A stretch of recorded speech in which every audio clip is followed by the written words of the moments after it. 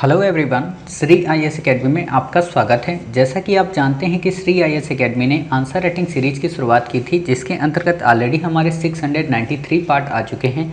ये हमारा पार्ट 694 है। अपने इस पार्ट में हम देखेंगे कि आपके द्वारा हमारे टेलीग्राम चैनल पर किस प्रकार का प्रश्न लिखकर भेजा गया, उसे आपने किस तरीके से लिखा और वास्तव में आपको उसमें किन किन बिंदुओं को ऐड करने की आवश्यकता है।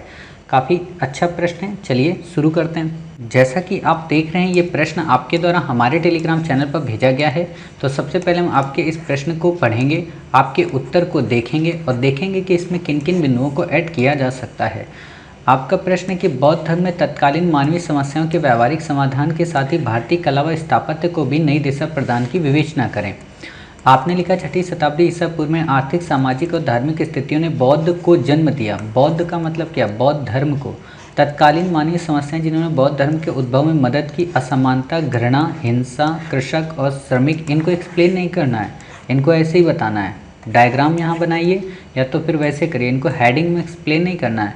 व्यापारियों की समस्या, स्त्रियों की स्थिति, इनको आप ऐसे ही बस बता दीजिए। डायग्राम, फ्लो चार्ट, असमानता, घृणा, हिंसा और फिर एक एक लाइन में इसको लगभग 3 लाइन में सबको एक्सप्लेन कर दीजिए। ठीक, फिर आप बताइए कि उपयुक्त समस्याओं को दूर करने के लिए, ठीक है, इन्होंने कई व्यावहारिक समाधान दिए। जैसे इन्होंने अर्थव्यवस्था को बढ़ावा देने के लिए अहिंसा का विचार दिया, इन्होंने पाली भाषा में धर्म का सामान्य सरलीकरण किया, इन्होंने धार्मिक जो कर्मकांड था उसका खंडन किया, इन्होंने सभी वर्गों के लिए समान दर्जे की बात की, अर्थात संघ में सबके प्रवेश की बात की, इन्होंने युद्ध और शांति के माध्यम से, ये तो यही बात है ना कि जब आप लोग ऐसे फ्रेम बना देते हो ना तो अधिकांश पॉइंट गुंथित नहीं हो पाते। इसीलिए हम कहते हैं कि आप लोग ऐसा काम मत किया करिए कभी भी, ठीक है। आप सीधे क्या किया करिए, सीधे आप बता दें कि अच्छा इसने ऐसे समाधान दिया और यहाँ पे जो भाषा शैली होनी चाहिए गुंथित होनी चाहिए। ऐसा फ्रेम की यहाँ पे ज़रूरत नहीं है, ठीक है।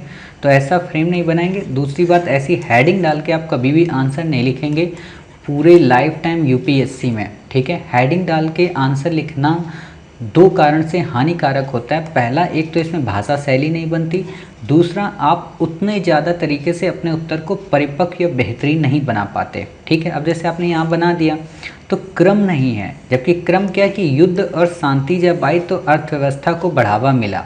अर्थव्यवस्था को जब बढ़ावा मिला तो धार्मिक खंडन हुआ, धर्म का खंडन के लिए पाली भाषा का उपयोग किया। ऐसे क्रम बनता है, ठीक है। उपायों को अपनाने के लिए वैश्यों, शूद्रों को नए धर्म की आवश्यकता थी। अब आप इसको बता दीजिए कि वास्तव में इस व्यवहारिक समाधान से फ़ायदा क्या मिला, ठीक है। अब यहाँ पे आपने ये अलग हेडिंग बना दी, तो ऐसे एग्जामिनर में लिखेंगे तो उतना अच्छा नहीं हो पाएगा उत्तर, ठीक है। आप तुरंत बताएंगे कि जब अर्थव्यवस्था को बढ़ावा मिला, व्यापार वाणिज्य उन्नत हुआ, व्यापारियों को राहत मिली, तो व्यापारियों ने किस तरीके से स्थापत्य के क्षेत्र में अपनी अहम भूमिका निभाई। साथ ही कई राजवंशों ने, चाहे अशोक की बात हो, चाहे मौर्योत्तर काल में शुंग शासकों की बात हो या फिर कुषाण शासकों की बात हो, या आगे चलकर कई प्रकार की कलाकृतियों में, चाहे अजंता हो या एलोरा हो या गुप्त वंश के शासक हों, ऐसे आप बताइए गुंथित करके। डायरेक्ट ऐसे लिख देंगे तो उत्तर में वो मज़ा नहीं आता है, ठीक है। अब जैसे आपने यहाँ बताया तो है अशोक, लेकिन इसको ऊपर लाइए तभी तो बेहतरीन बनेगा, ठीक है। और जब आप ये बता देंगे तो इसकी सीमा भी बता देना कि सीमा क्या है, कि वास्तव में जिन अच्छाइयों या जिन व्यावहारिक समाधानों के साथ बौद्ध धर्म का उदय हुआ था, वास्तव में उसी बौद्ध धर्म में कई प्रकार के अव्यावहारिक रूप आ गए। चाहे वो वज्रयान की बात हो, तंत्रवाद या कर्मकांड को बढ़ावा देने की बात हो, ऐसे आप बता दीजिए। इस तरीके से ये धारा भारत में कमज़ोर पड़ गई, लेकिन विश्व स्तर पर इसका काफ़ी परिपक्व रूप देखा जा सकता है।